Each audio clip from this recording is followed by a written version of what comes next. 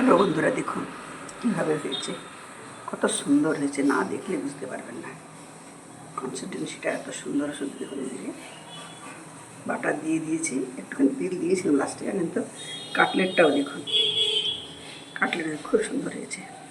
এতে কী কী দিয়েছি তো আমি বলেছি, আরেকবার বলে দিচ্ছি সঠিক, ছাড়ো এটা। আমি বাঁধাকপিটাকে বাইন্ডিং করে নিয়েছি, ম্যাশ করে নিয়েছি।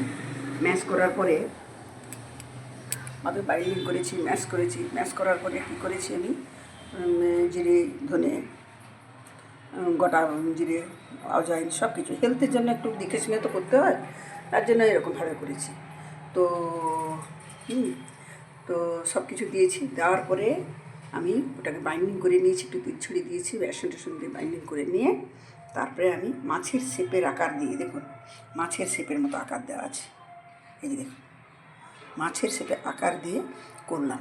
আগে আগে মশলা করে নিলাম, আমি দুটোই ছাড়বো, তাতে দেখবেন আপনারা, তাতে বুঝতে পারবেন হ্যাঁ কী হয়েছে না হয়েছে। ঠিক আছে, ওকে, বাবাই।